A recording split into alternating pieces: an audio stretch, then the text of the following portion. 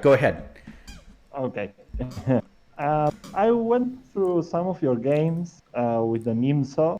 Um, I wanted to know, see how you played it, what ideas you were employing, and you told me that you weren't comfortable with it. Is that right? Yeah, I'm not. Well, because I switched to it from the Queen's Gambit declined maybe like 5 months ago. So yeah, my theory in the Nimzo is very limited. I know make like 5 moves in. Okay. Yeah. Well, I'm going to try to sell it to you Okay. because, well, I'm a big fan. I played the Nimzo-Indian. I played it for a long time now. Okay, good. Um, Yeah, I went from the King's Indian to the Nimzo, so it was quite sweet. Um, the thing with the Nimzo is that very flexible. I mean, you're refraining from playing d5 third move, and you have a lot of pawn structures that you can get. Um, so it's not really that positional or passive or maneuvering. Not necessarily. There are so many pawn structures that you can encounter. It's very rich. I mean, it's the definition of mainline chess. If you are used to playing the main lines and you play the knight, so I guess you are. Yeah, yes, yeah. uh, it's never going to it's never going to fail you. I mean, the Nimzo-Indian is never going to be refuted. It gives you the possibility to play a very wide set of positions. And it's very rich. Well, as any main line, you're going to encounter a lot of things here. Um, Maybe you're not yet used to it.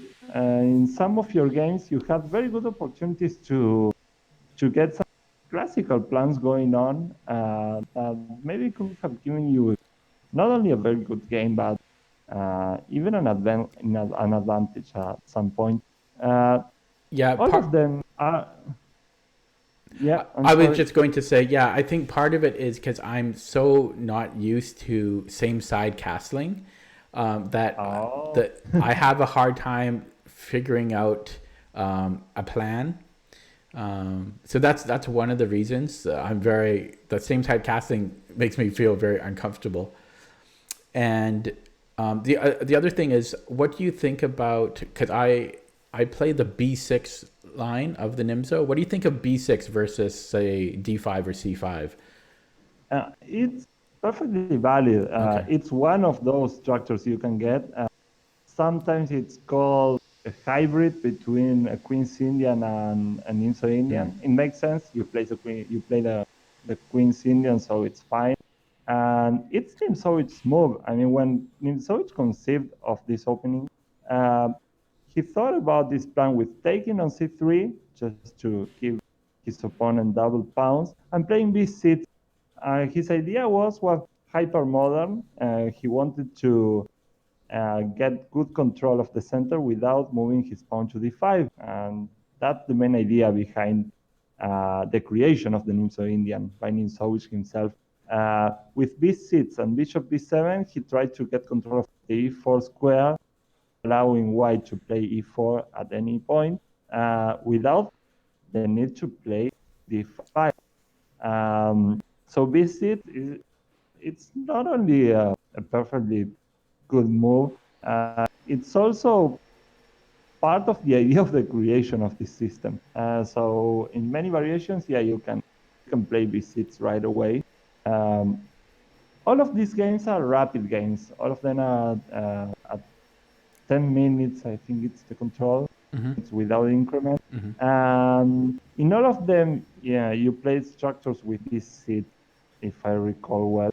Yes. Um, all of them were played within a month, so I guess they are all pretty reasonably recent. Well, here your opponent play e3. You can go a lot of ways here with white. A3 is the more direct, the Samish system. I saw that you encountered it in some games also. Mm-hmm. And this was the Primal tried to refute the Nimzo-Indian right away. Um, White is saying, I don't mind bishop b4, I don't mind the double pawns. I just want to take your pair of bishops, and then I'm going to play f3, e4, and I'm going to crush you in the center and on the king side. Of course, it's not that easy. The elite nowadays don't even play the semis that often. I mean, it's almost not played at all, but it's dangerous. I mean, there are a lot of ideas we have to take a look at. But they're all very thematic. I mean, the exploitation of the double pounds is one of the key features of the Nimzo-Indian, and you're going to have to take a look at a lot of classical games on this issue, because they are very clear and they show a lot of methods of taking advantage of both pawns. Here, your opponent played Rubinstein's move, e3, and well, there are other possibilities. You might have encountered, I saw that you played some games against Queen c2. Yeah, the Uh, classical. Yeah. yeah, the classical, this is the way Capablanca played. I think Um, I think I had actually a tournament game. My previous no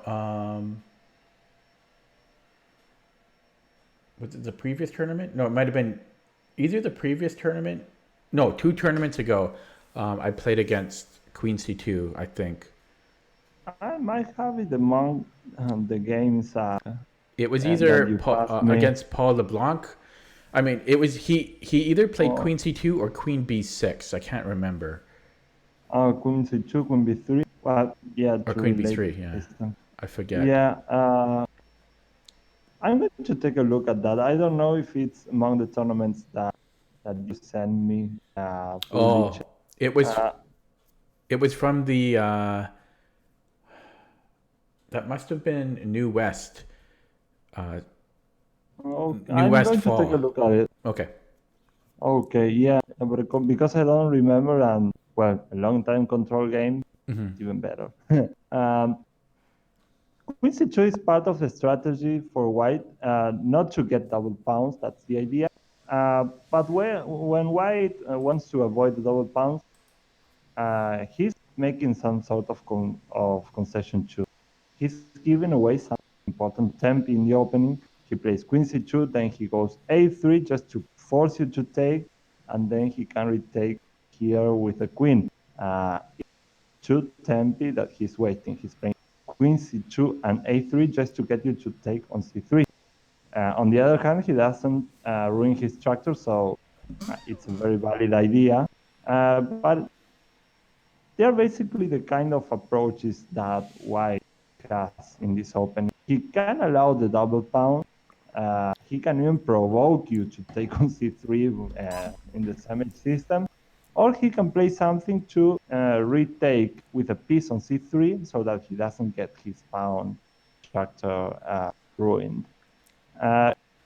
C3 doesn't decide on this right away, because it's not advisable to take on c3 without provocation a3. Otherwise, white is actually playing a sami, a tempo up, and without this move that actually weakens the queen side a little more. So b6 is perfectly good. It's not the only option. There are many, c5, d5, castling right away, and then the c5. There are so many structures that you can employ here that, well, you can even experiment with them. Knight f3, bishop b7, bishop d3. This is, well, this is a main line. Castling king side, white does the same. And then you go for c5. It's one of the ways of hitting the center, and it's very good. You can also play d5 here. And well, now there are options for white. He went for a3. What do you think of a3 here? How do you feel about these kind of positions on the whole? Well, I think that White's dark squared bishop is pretty terrible after I take the knight. Um, And Yeah, this guy is not happy. yeah, It's pretty natural. It's maybe a small nuance, but um, white is kind of playing a delayed Samis, and the Samis with the knight on f3 is not threatening at all. If white is going to spend a tempo on a3 just to make you capture on c3, then he might as well have his knight on e2 so that he can go f3, e4, and push his pawns forward. Now, his formation is not the ideal to play on the center and the king side. You have good control of e4, and well, he has provoked you into some kind of favorable sandwich at this point, I guess. Uh, well, here you play c takes d4. Up to this point, well, just let me digress here. uh, a3 might not be the best move by white. This is a thematic idea, knight a4. I've What never do you seen think that. of Yeah. that? It's kind of strange. It sometimes happens when you play c5 that your bishop is kind of out of play. Now a3 is threatened. Of course, you can get it out, but he's making you take on d4, and probably you have to go back with your bishop. And then, yeah, you get to play d5 or d6 and knight d7, kind of position. Um, But then again, a3 is pretty natural. Many of your opponents are going to play this way. They are not familiar with very um, specific ideas like knight a4, actually. Bishop takes, b takes, and here you play c takes d4. What do you think of c takes d4 in retrospective? Well, I know that I'm letting white improve his pawn structure, gets rid of his double pawns, and I'm very aware of the idea of maintaining the tension now. But I was kind of struggling to find an alternative move. Um, Possibly, I'm thinking maybe d6 might have been a good alternative. But other than d6, I really have no idea of how to improve my position, unless possibly maneuvering the knight to g6. But that just seems really slow, although it doesn't seem like a half bad idea. But um, I can't remember if I considered d6 at the time. But yeah, in retrospect, d6 might have been a very good alternative or better move. Exactly. This is far superior to c takes. Well, first of all, why is c takes d4 such a bad move? uh, the thing is, not only you are straightening his path, that's almost a detail here. The problem is that these bishops are now uh, pretty strong for. He has a pair of bishops and a mobile pawn center, and actually have nothing to show for it. And that's a big problem. One thing about this double is not only that the c4 pawn is subject to attack, which it is, we are going to see how, uh, but also the fact that they are kind of restricted. They can't move forward together because, well, now they are double and there's no pawn on the b5 that they can advance supporting each other. And that brings some kind of inflexibility to all the white's position. This bishop is made to be a little bit restricted for pretty much all of the game.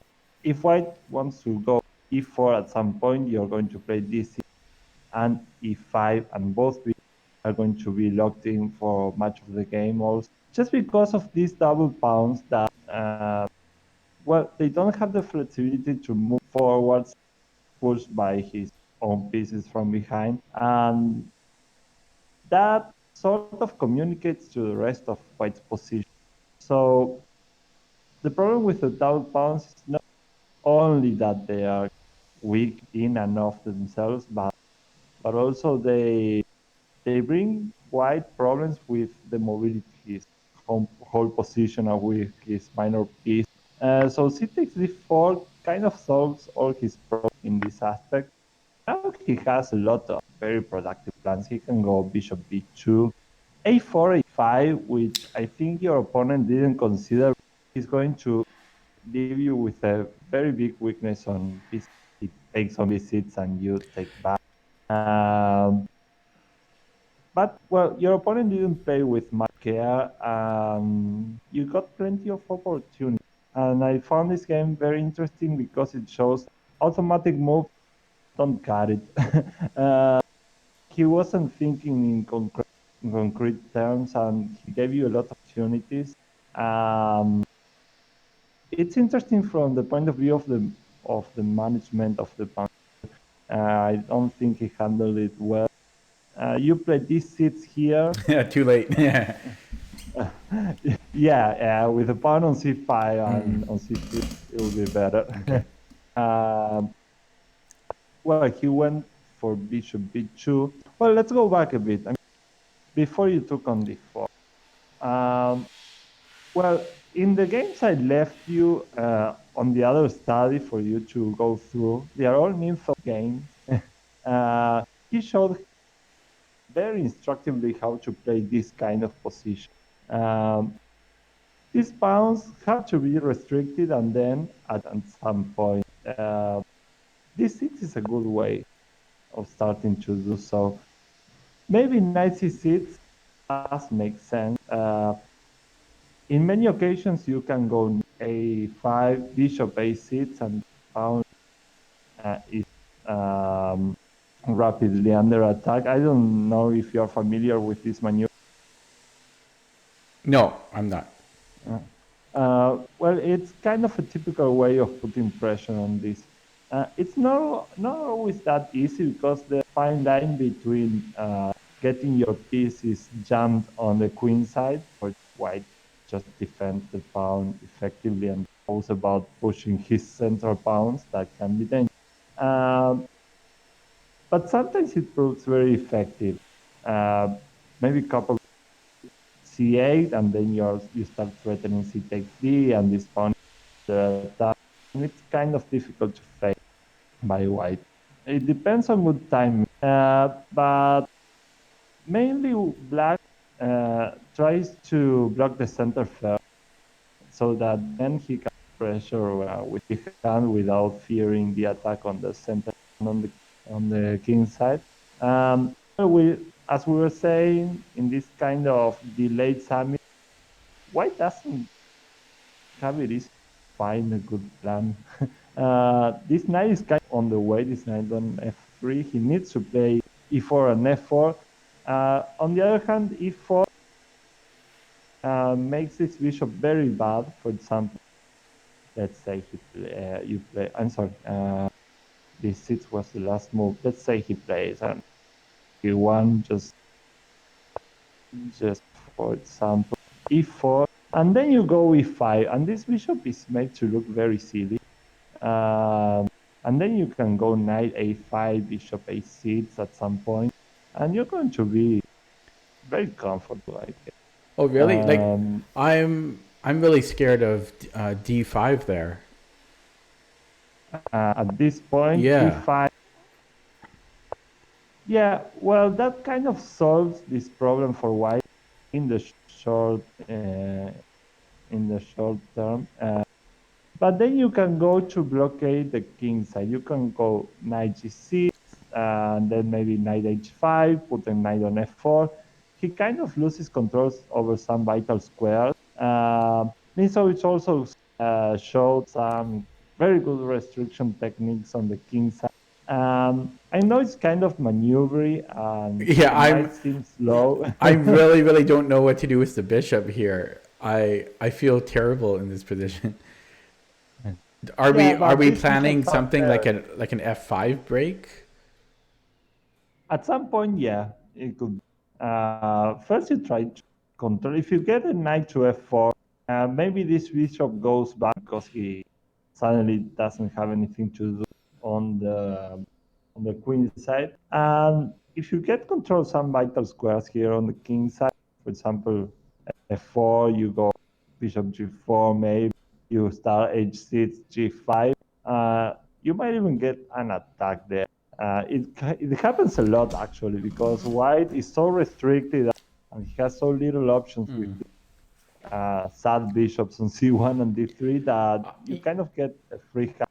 Yeah, I guess since it's very closed, the knights are actually pretty valuable here. Yeah, there are some very famous games with these themes. I'm going to keep uploading them because they are very instructive and they really show what you should be doing here. In practice, this is very difficult to handle with white.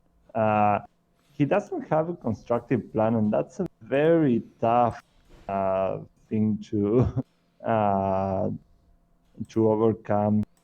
I mean, you have to be a very skillful player uh, to do something about white's position here.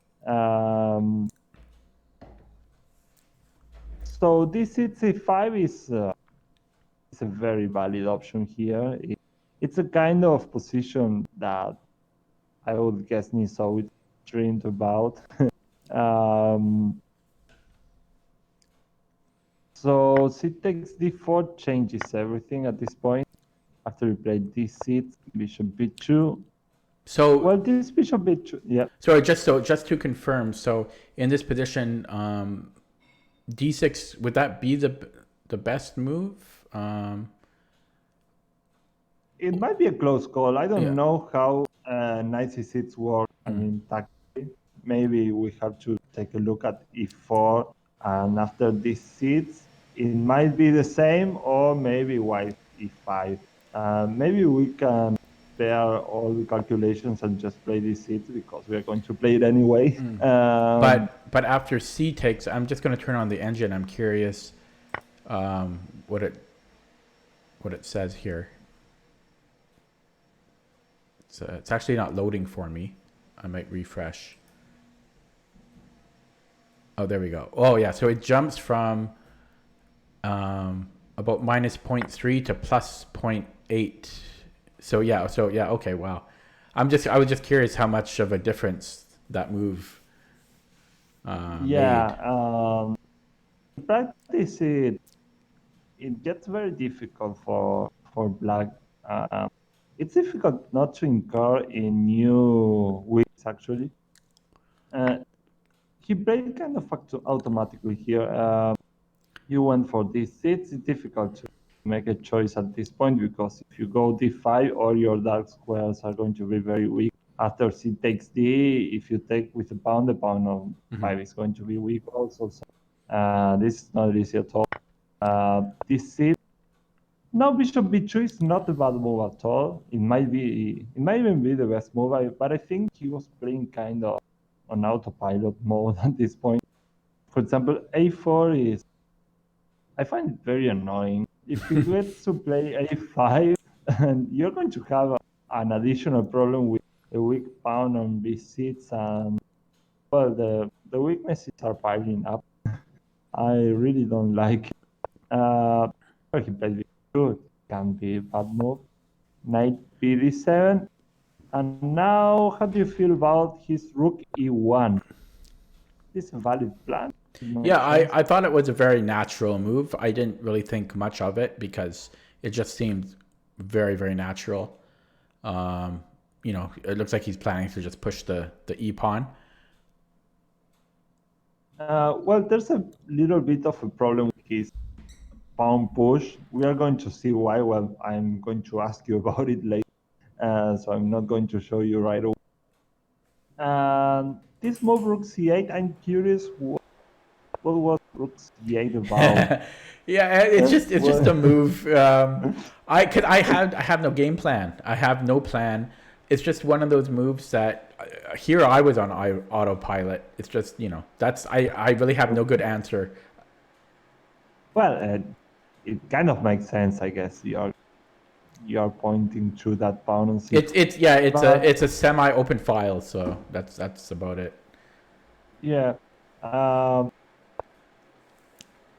the thing, yeah, it's very difficult to suggest anything to black. If anything, you want to play five at some point. So I guess rook e8 that you played immediately afterwards was natural, I guess. Because well, it's what happens uh, every time you take on c3, for example, in the Nimzo-Indian.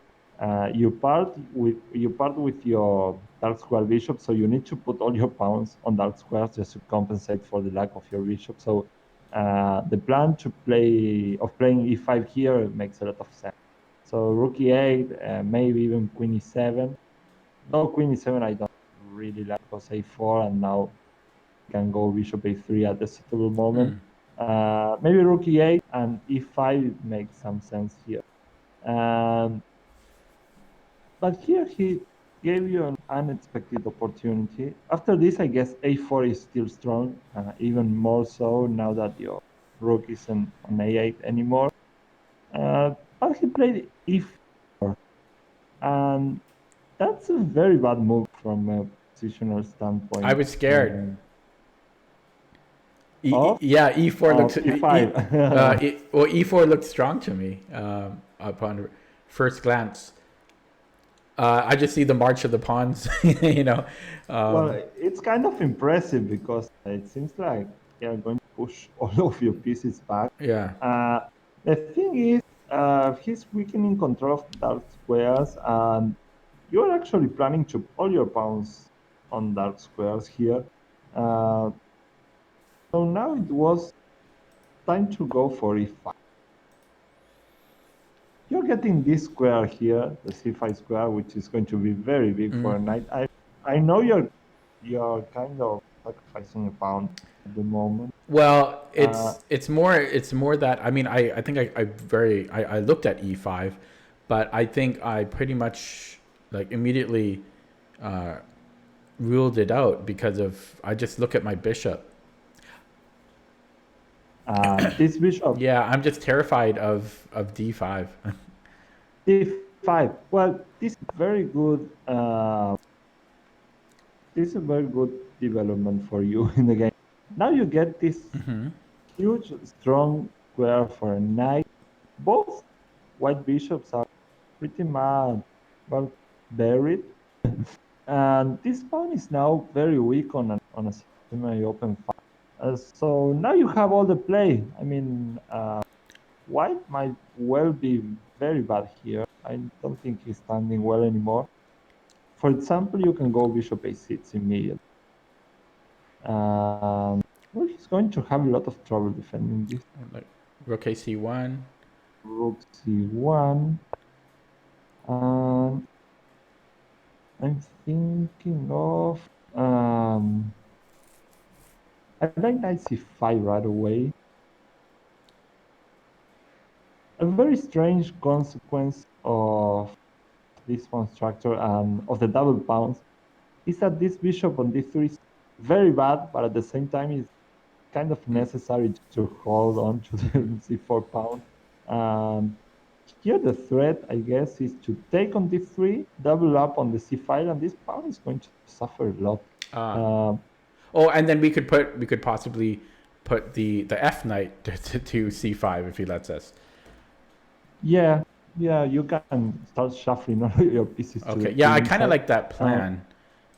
Yeah, maybe trading here, and then this becomes a weak backwards pawn. yeah, he's suddenly very passive. All his pieces are badly placed at once. Okay. These two bishops are buried. And at 5, uh, kind of gives you c5, and this backward pawn is going to be a real problem for black. Meanwhile, for white. Meanwhile, you don't have any weakness at all. You're actually very, very well placed here.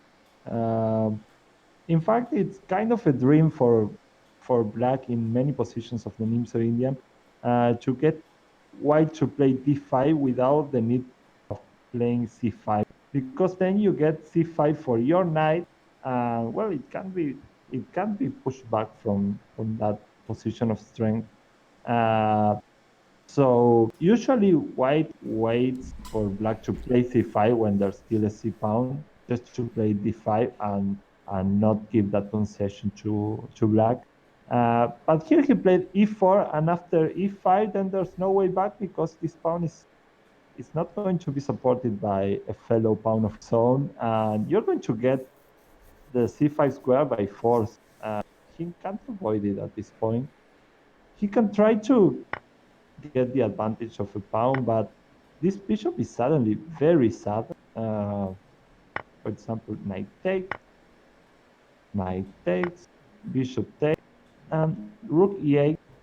And I know he's a pawn up, but he's going to have a lot of trouble on the dark squares, because if he goes bishop takes, queen takes, I think you have full compensation for the pawn. This pawn is very weak. All of the dark squares are, well, they are pretty much holes in his position. You can go rook c d8, queen b4, maybe double up on the d file. I think pawn is going to fall, or this pawn is going to fall at some point. You get a lot of play for the pawn in this situation. This bishop is the main problem for white. It's very ugly, very bad piece. In fact, e4 by white is usually met by a standard e5. So do you hear me? Yep. But you just left the study, I think. Yeah, I'm sorry. I ask you because I see that it's reconnecting. Oh, yeah. My Lichess, from my side. I don't know. Yeah. Oh, well, we're still on. Yeah, we're still connected. You just got disconnected from Lichess. That's all. Oh. Well, he went e4, and then you played rook e8. Oh, you're back now. I'm back. Okay. Yeah, rook. The problem is that that move is tactically flawed. What do you think he can play here?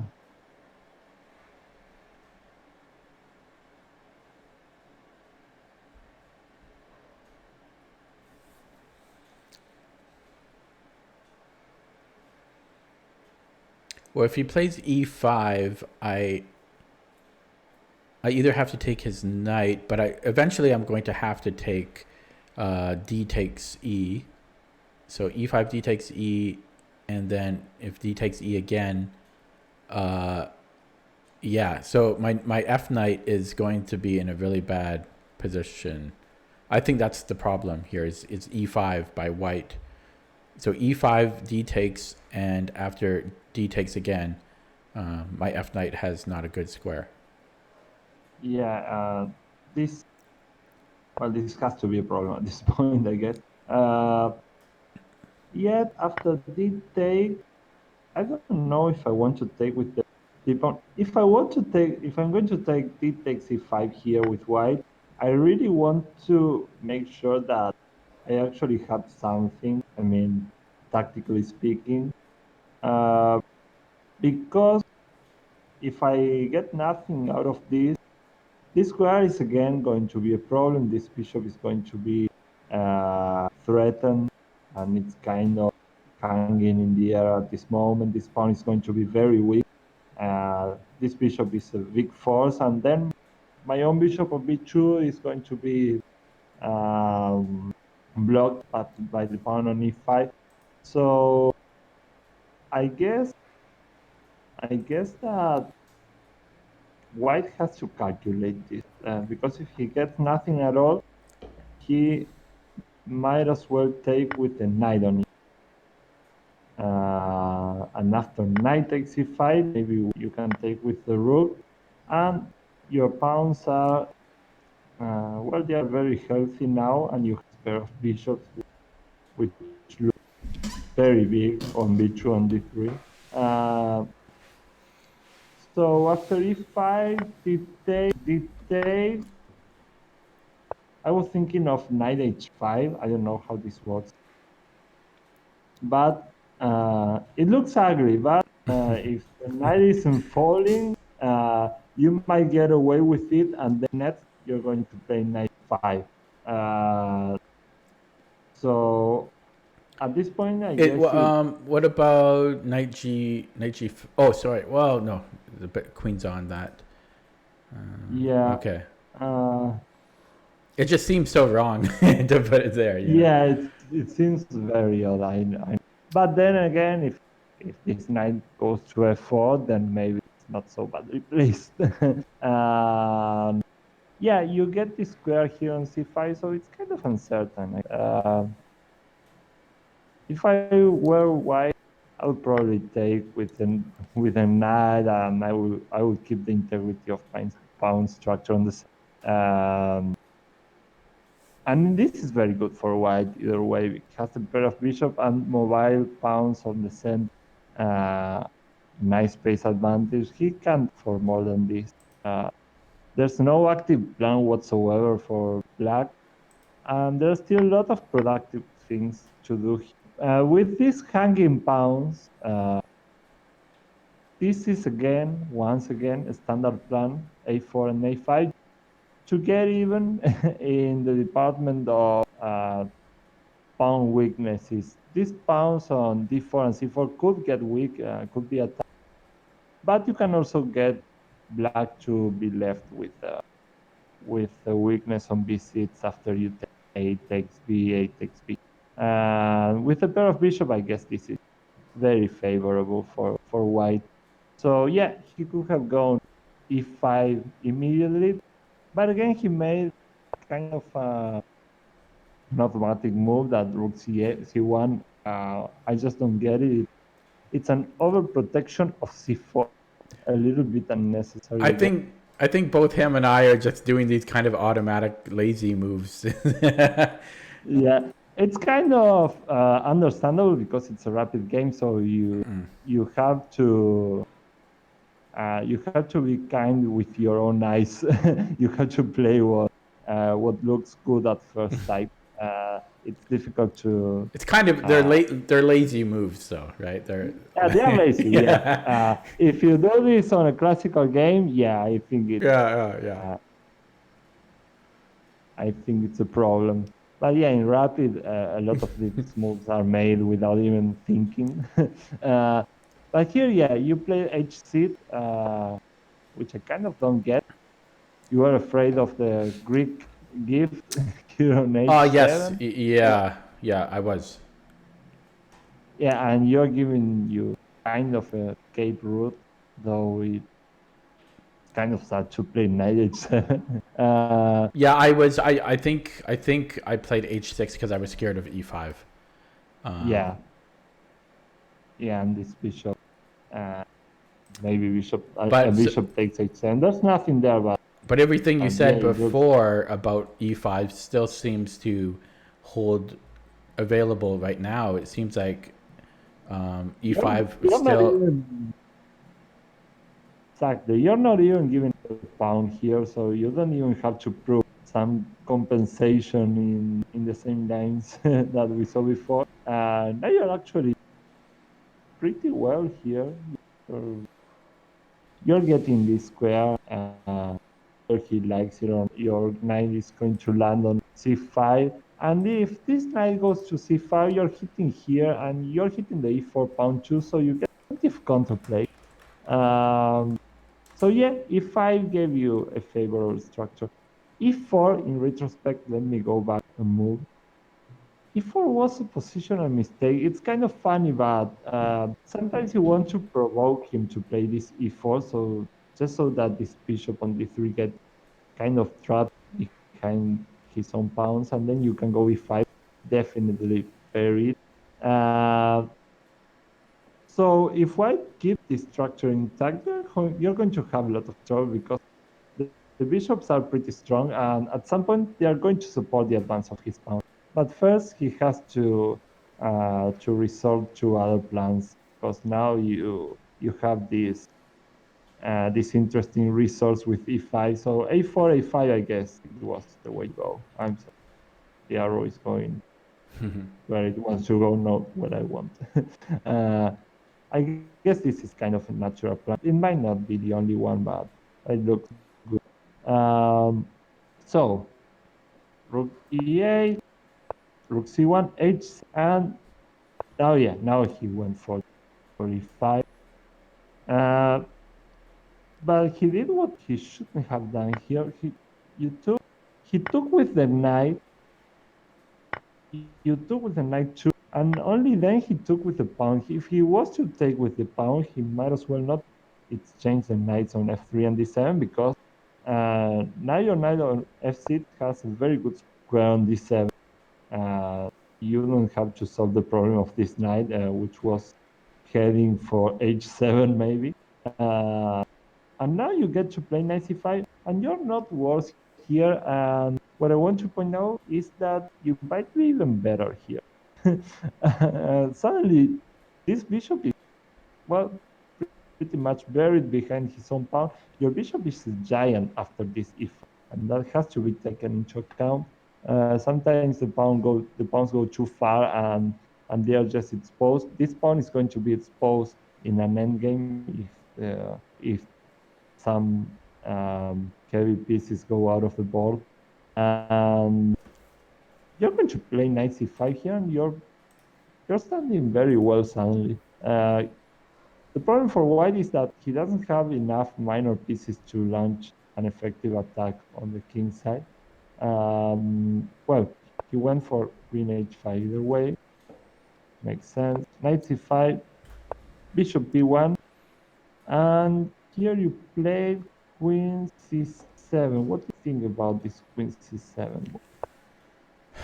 Well, I know that I felt that White's plan was to possibly get some type of a rook lift. He does have two bishops eyeing my king side. I thought a rook lift would have been the most natural plan, and I think I was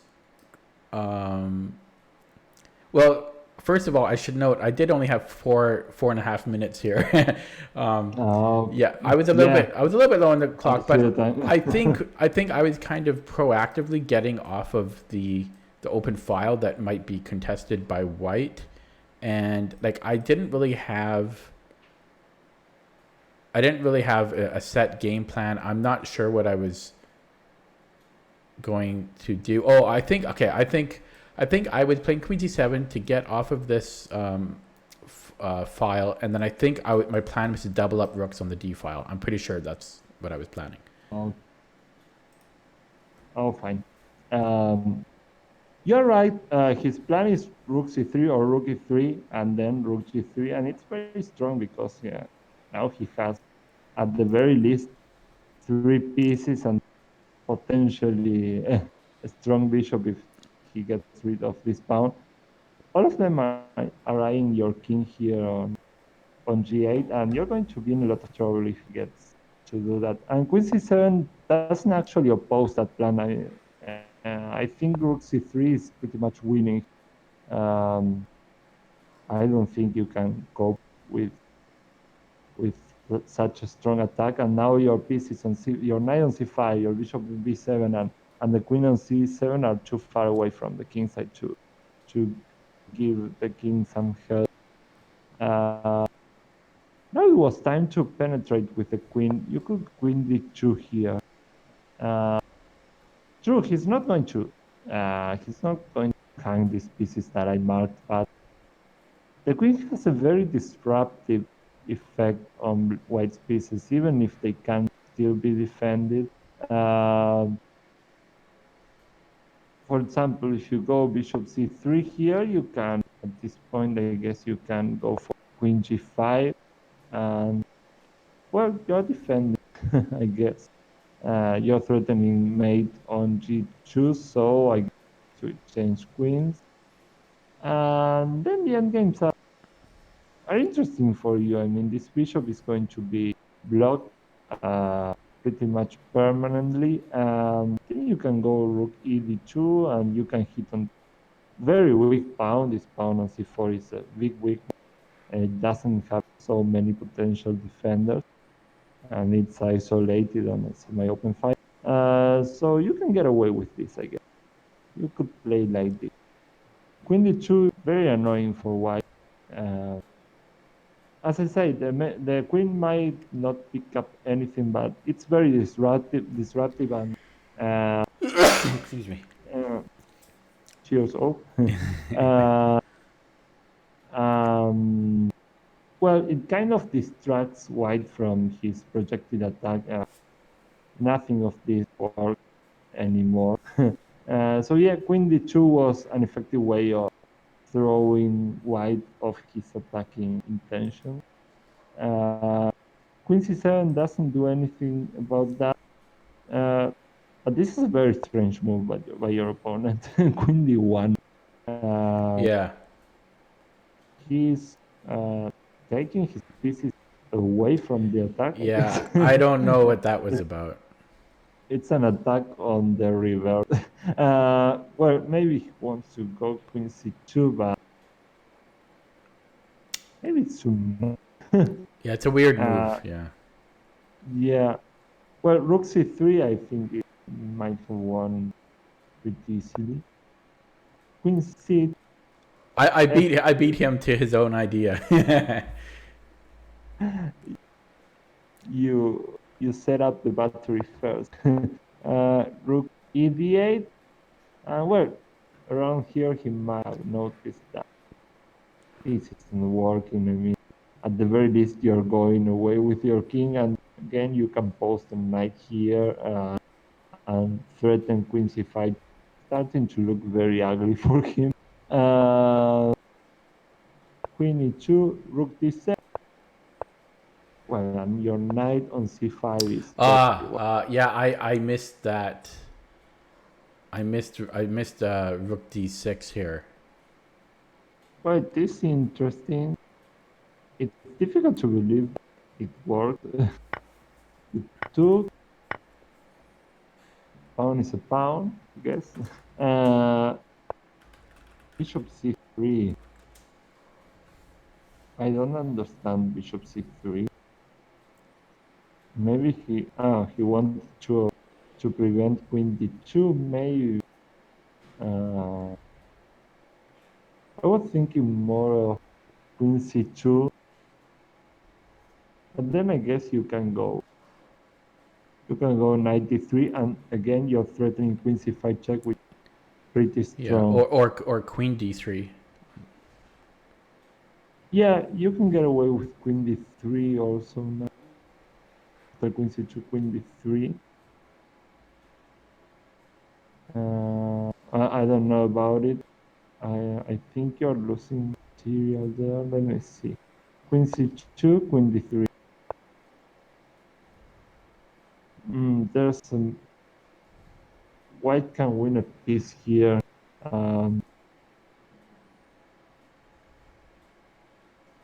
Or at least an exchange. Yeah. How do you think? You mean you're thinking of rook d1? Not right away because the rook is falling. But Right. after Yeah. the change of queens, after queen takes, well, rook takes, bishop takes d3, knight takes d3, rook e2, defend here, and you are, and white is Yeah. change that. And after knight takes, then you can pin the knight, and rook is hanging here. So yeah, Yeah. black is losing some material. Yeah, so I guess 93 then should be the Oh, that. But rook after rook d1. d1, I think I'm dead there. Yeah, Oh, I've got check. I've got a Zwischenzug. Yeah. yeah, you have this check, but then I was looking at this. I don't know if this is enough. It might be after bishop a6. Yeah, I was looking at that too. Yeah. And you're right on time. It's pretty amazing. Yeah, because if rook takes d3, rook takes d3, and then if he takes here, you're going to take on c4 and pin the queen on d3. Well, pretty variation. And if not, then you're going to take on c4 and support this knight on d3. Yeah, you were pretty safe. here nothing is going on. Apparently, your attack gets there first after something like. Yeah, it was a nice try by your opponent either way, because if he does nothing at all, you're going to change a lot of heavy pieces, and this weakness is going to tell in the long run. So I guess rook d6 was good practical. I don't think it's enough at this point, but uh, at least he's trying something. Knight a4, that's interesting. Well, he only has a1 to, or he could go to e5, but either way you have this check 5 or queen d2 also. At this point, there are not so many worries. Queen d2, oh my. What can white play here, and what did actually white? What do you think? Oh, the bishops are dangerous. They are still dangerous again.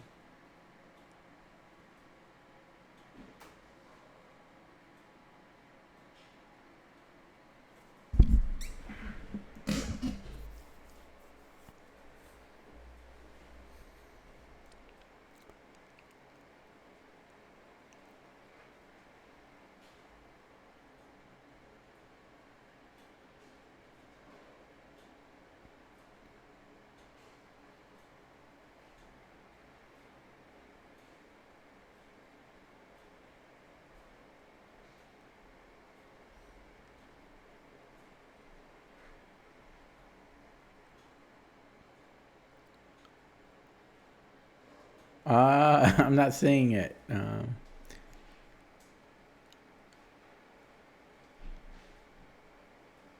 It's a very direct threat. I think I'm missing something very obvious. Yeah, maybe because it's not spectacular at all. It's just naturally strong.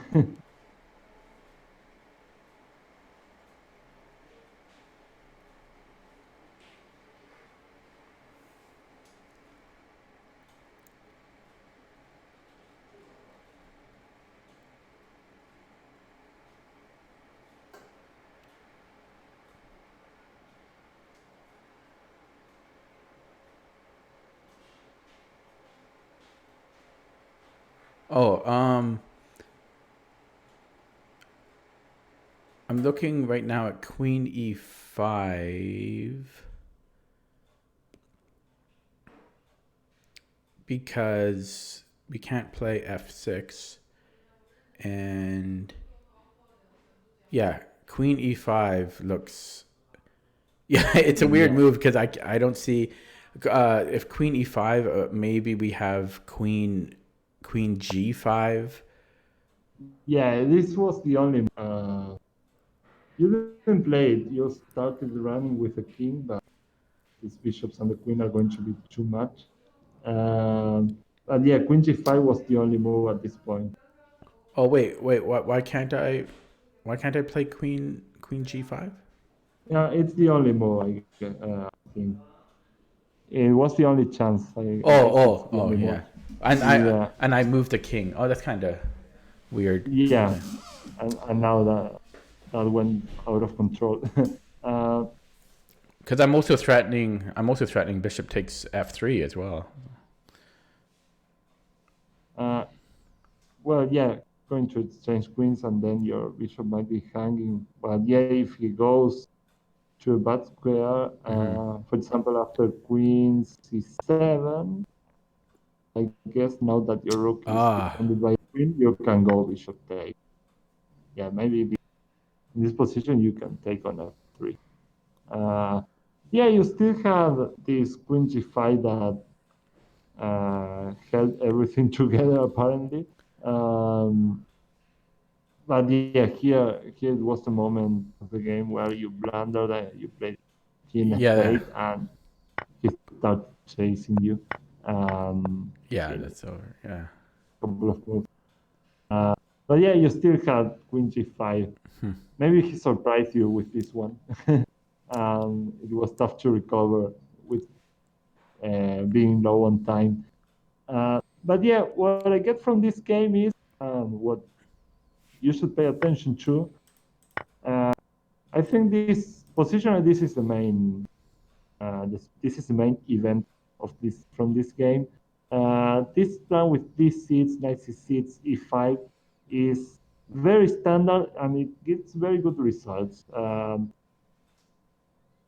In fact, you had the opportunity to play this in many of your games. Let me see. I put 4 of them here. Only one of them is linked to another variation.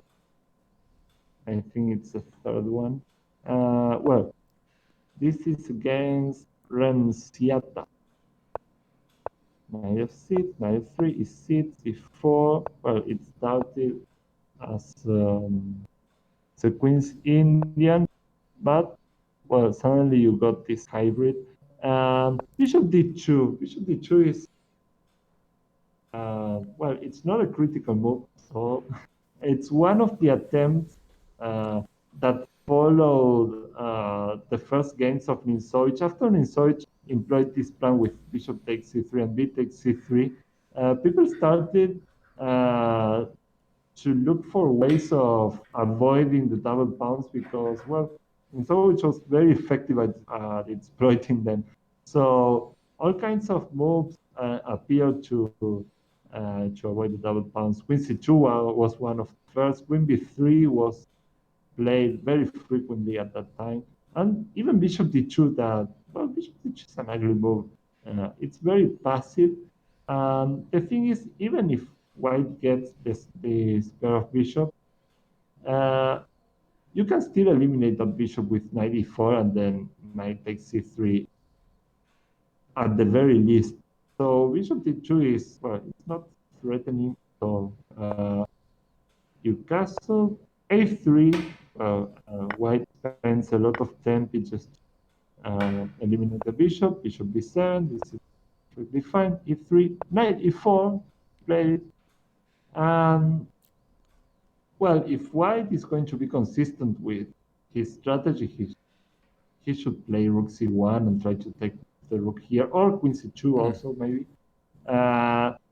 He played bishop d3. I see that many of your opponents have no problem with taking up these double pounds. So examining these structures might give you many points in the future because many of your games end up with a structure or a position very similar to this one. Well, in the games I leave you, there are very similar games and maybe positions are practically identical to this one or the one you reached in your last game.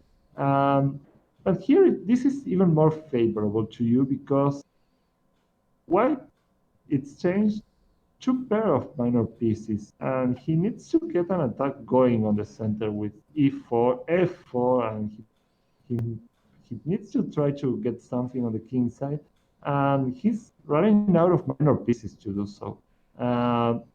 So here again, well, you played d5, which is not bad at all at this point because, well, it's a valid approach.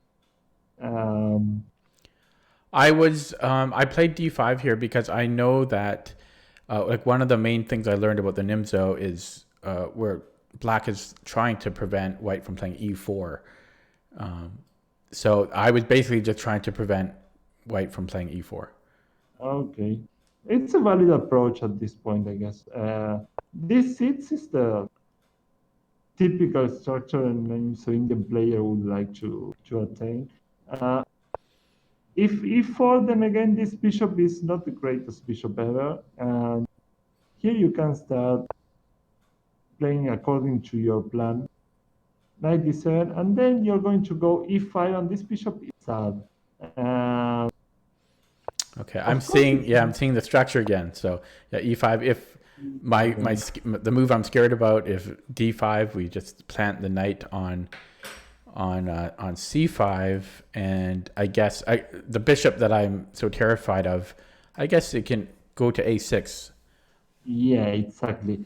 At this point, you're going to see in the game Janowski Nimzo, the first game ever played by Nimzo with this structure, so a historically significant game. You're going to see the struggle. He the struggle of white not to play d5 and of black not to play c5. You want to force him in this kind of structure. You want to white to play d5 without the need to play c5. Why? Because after d5 here, well, it is as you say. Uh, this square is a huge help for your knight, but also you get the chance to put a lot of pressure on this pawn on c5. After something like bishop ac, well, let's make a couple of Kind of Queen's yeah, Indian style. Yeah, the thing is that the difference is you don't have the pawn on c5, so now you get to break it. And even if the double pawns disappear, c takes d, c takes d, then the pawn on c3 is going to be backward, and it's going to be very difficult to defend. And you still have c5 for your knight. So all the weight of the game is on the c file, and you have it. This is, I guess, pretty close to strategically lost for white. It might sound like much, but it's really very difficult to defend at this point. It might surprise you because, well, you were afraid of d5, but d5 at this point is a very bad turn mistake for white. You're going to see this thoroughly explained in that game. Both of them play really well. In this game, something very similar could happen because Nimzo is trying to provoke his opponent play d5, went for things like rook e8, threatening e takes d, and to take the pawn on e4. Janowski sit tight and he played rook e1. He didn't allow for that, and they kind of started dancing around those ideas. And at some point, Nimzo plays c5, but then he had the knight on e6, and he could go to e4 and block the king. So it's a very interesting game from to learn a lot of the ideas in this chart. This is going to bring you many points because more than one opponent of yours is going to play d5 here. It's kind of natural, and if you don't know the nuance of the position, it's very easy to make a move like this and entomb your bishop and leave all the themes for black to prey on. So yeah, this approach with these seats is, well, it means so much dream. This is what he was looking for when he invented the system. White is by no means lost here. It's just kind of a passive setup, just because of what we said. This knight on f3 is not well combined with the semis kind of idea with a3 provoking bishop takes c3, because white can't effectively throw everything at you with e4, f4, and so on. So you get this kind of comfortable setup with knight e7, maybe queen e7, or rook e8, e5, and the waiting game starts, and he has to deal with the double bounce for the rest of the game. So yeah, you could have gone this way in this game also. Well, I'm going to leave you this game, Modern Murphy. You played against Modern Murphy because something very similar happened when where you could have applied these ideas. And you're going to see, going through these games of yours, you're going to see a lot of resemblance with the games from him. So some positions are almost identical, so it's very interesting to compare. That I will leave you that homework maybe. Yeah, and I agree. Most of my Nimzo games, they all end up very similarly in very similar positions. I think that's just the nature of the opening, because I think there's a lot of move order differences that could be made, but in the end, the positions always end up very similar. Unlike a lot of like E4 openings don't really do that so much. But yeah, Nimzo, I think the moves could be a little bit different, but they still end up in a very similar structure. So that should actually benefit me if I understand a lot of the core ideas. Yeah, especially because this is not critical play by White at all. In fact, he's kind of getting into trouble because his play is not purposeful. So if you review some of these ideas and positions similar to this one, you're going to notice that in many games you're going to start putting a lot of pressure on these pawns, and your opponents probably won't know what to do. And that should be interesting to watch. I really recommend that you go through those games. I'm going to upload some more just to broaden your view on this subject. And it should yield good results. Yeah, well, thank you very much. And yeah, it'll be interesting to see my progress in the Nimzo over time, right? As I start to learn it. Especially for you, you should find it interesting since you say you're a Nimzo player yourself. It's a matter of adding new ideas and new weapons to. Because I had no ideas before. I have no plan. That was the problem. But that was helpful. Yeah. So I should not fear E5 and I should not fear E4 and D5 because the idea we can plant the knight on C5 and bishop on A6. Many times we even want to provoke this, this kind of advances by White. Yeah, it all depends on the structure, but there are many nuances about the pawn structure that can be reviewed here, and you're going to benefit a lot from those games. Okay, thank you very much. And I just wanted to say one more thing. A couple of days ago, I signed up for my next over-the-board tournament. So that is in 6 weeks from now. Okay, so you have plenty of time. I've got time, yeah. And that was actually that was the second tournament I played in since when I started playing chess again, because I started playing a year and a half ago.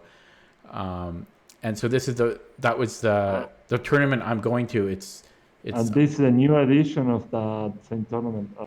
It's been 1 year since I last played in it. And it's kind of interesting because I played 2 kids in that tournament last year.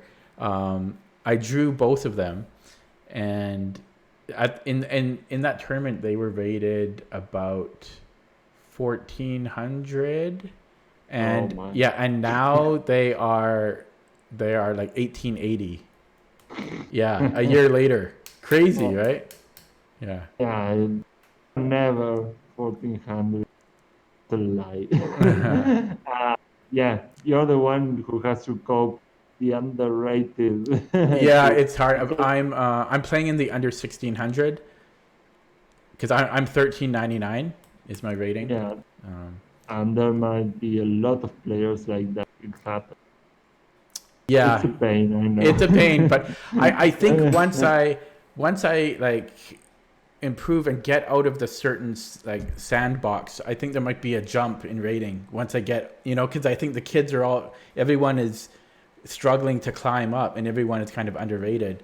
There might be a sudden jump once I get out of that pool, Yeah, the field has to level up at some point if they keep playing. So at some point it has to happen. Sometimes a lot of players are just starting to play over-the-board tournaments, serious tournaments, but they all play very strong, and you already know that they play more. I know that too well. But at some point, even they reasonable rate. If they are rated in the 1800, that's more reasonable, I guess. Yeah. Plus, I drew them, so I didn't lose to them, so that's good. Yeah, okay. At this point, it's not about result if they are in that rating. Okay, well, thanks again. I'm looking forward to improving my Nimzo over time, and I will look at the other games that you added, and then I'll see you next week. Okay. Okay. Good luck. Yeah. Thank you. See you. Bye.